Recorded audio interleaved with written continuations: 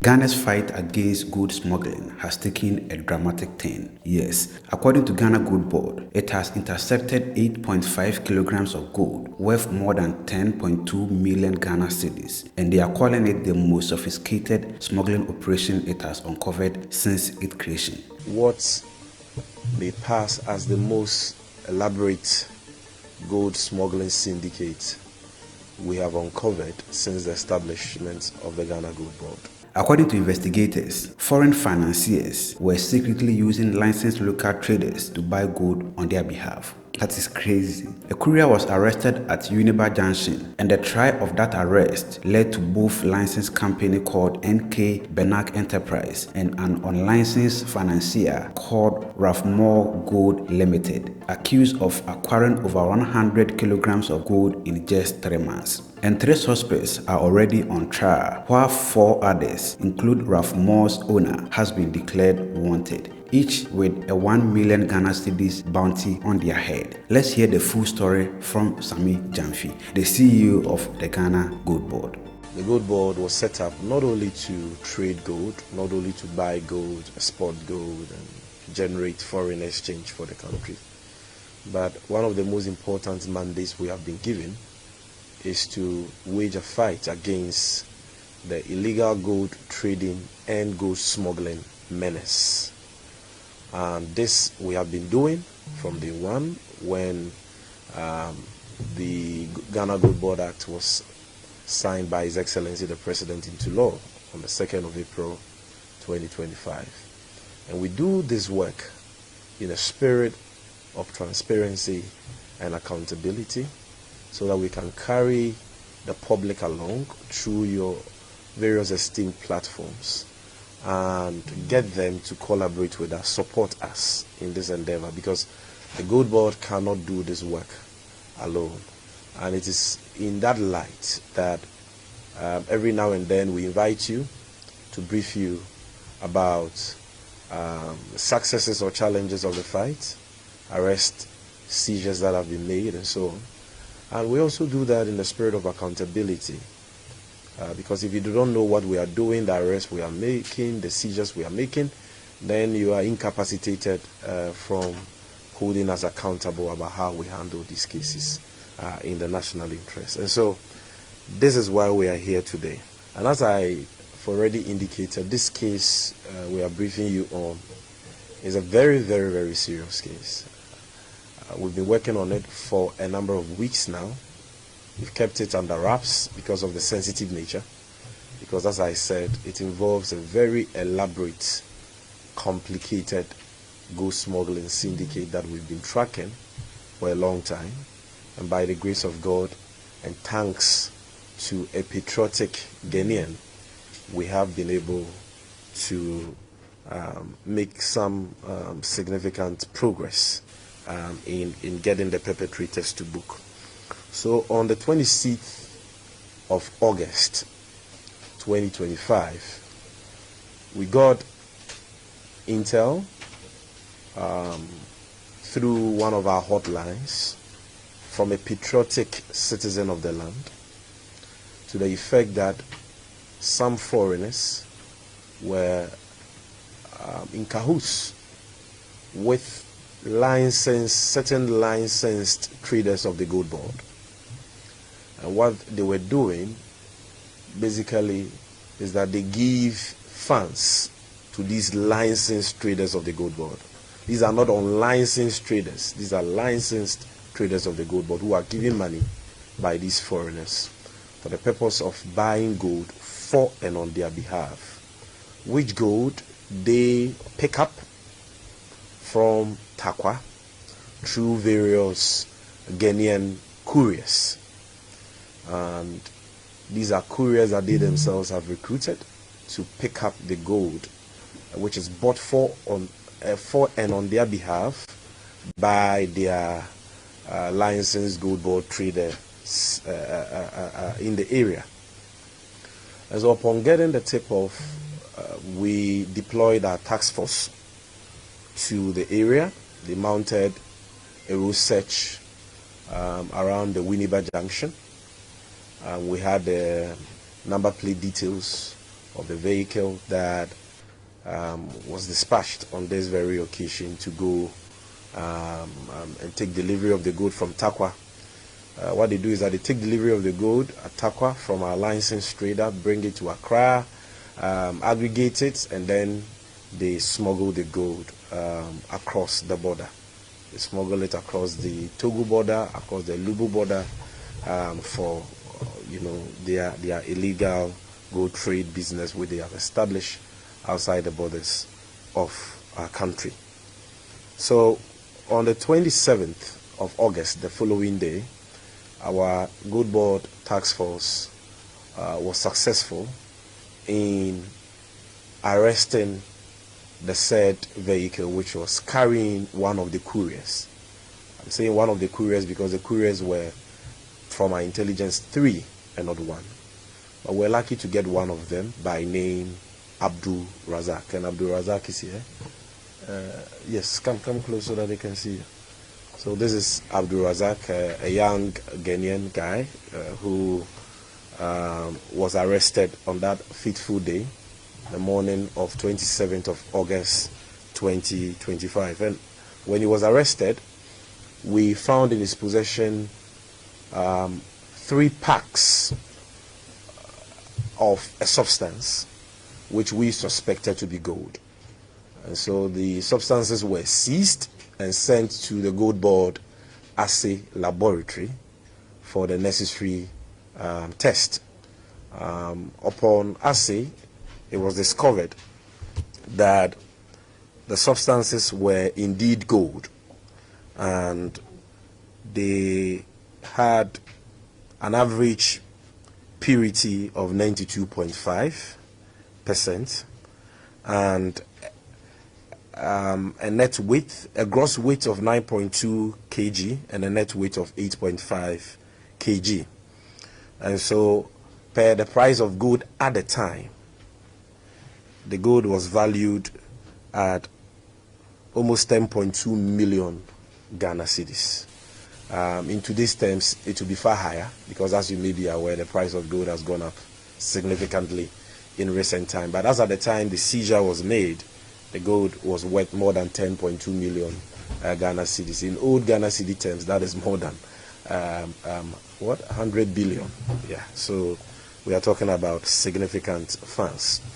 Upon interrogation, it was discovered that this young man, Abdul Razak, was recruited by his cousin by name Abdul Karim to do this work for a fee of 500 Ghana cedis per trip, and that they've been doing this work for this Abdul Karim actively in the last 2-3 months, and have, according to him, he may be lying, he may be saying the truth, they've been to Takwa, to this same location, this same licensed gold trader of the Gold Board for gold on about 4 occasions.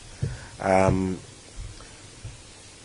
a result of these findings, the Gold Board again embarked on an operation to arrest the said licensed gold trader who operates under the name NK Benak Enterprise.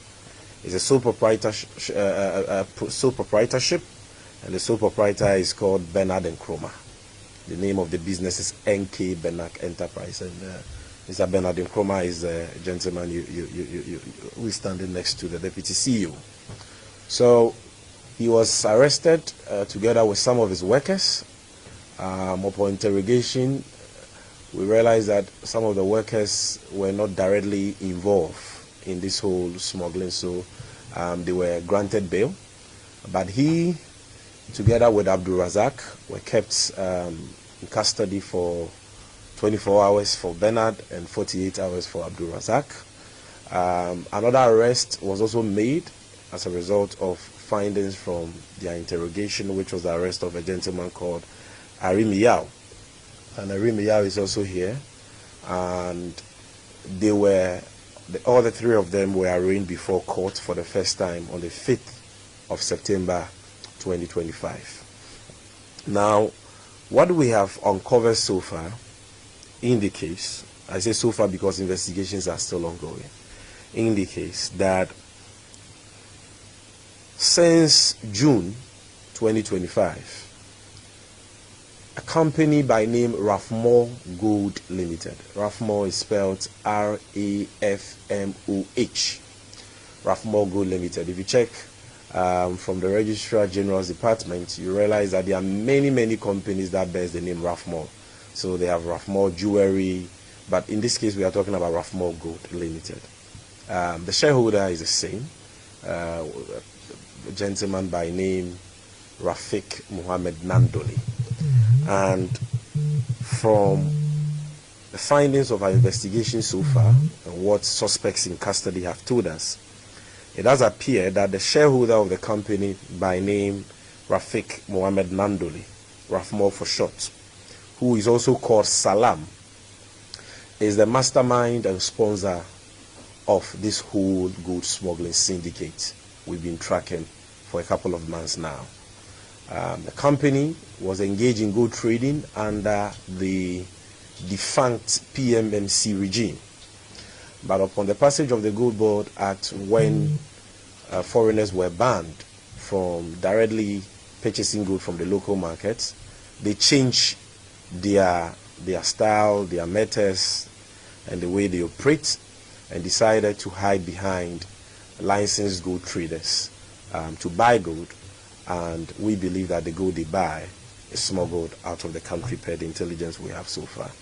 And we discovered that in a period of 2 months, per what suspects in custody have told us, they bought nothing less than 100 kilograms of gold. And 100 kilograms of gold will be worth more than 120 million Ghana cedis within this period. And this Rafmore Gold Limited is not licensed. None of their entities are licensed by the Gold Board to be able to buy gold. And even though the one who supplied the gold is licensed, his terms and conditions that governs his operations as a licensed Tier 2 buyer don't also allow him to sell gold to foreigners or to an unlicensed entity. That license only allows him to buy gold and supply that gold to a licensed aggregator of the Gold Board. Now, there are some key people who are worthy of mention in this case. One is an Indian by name Afsar Putalan. And this Afsar Putalan, we understand, is a key officer of Rafmore Gold. Per the intelligence we have received so far, and from investigations, it does appear that he is the manager of Rafmore Gold's gold trade interest in the Takwa enclave. And so he was the one who was directly dealing with our licensed trader, Bernard Nkrumah, who runs the business NK Benak Enterprise. And this Afsar was actively working with Abdul Karim, who operates more or less as an accountant and a transporter. He is the one who recruits these young guys as couriers and sends them to Benak. And we believe other gold traders, not just Benak. But like I said, we are still investigating, and so we would not like to put those details out. So they go and carry this, and they go with public transport, Toyota Haze and all that. And there is a third one who is the brother of Abdul Karim called Sadiq Abubakar. And so far, investigations show that he is senior, not only by age, not only in age to Abdul Karim, but also in terms of the role he plays in the Rafmore Gold Smuggling Syndicate. And that he is the one who handles all the transport interest of Rafmore and works with people like Arim Yao to take the gold out. Like I said, Rafmore itself has a shareholder called Rafik Muhammad Nandoli. As I speak to you, we have these 3 suspects in custody. They were first arraigned, as I've already indicated, before the High Court on the 5th of September and remanded into NIB custody for 1 week. They reappeared on the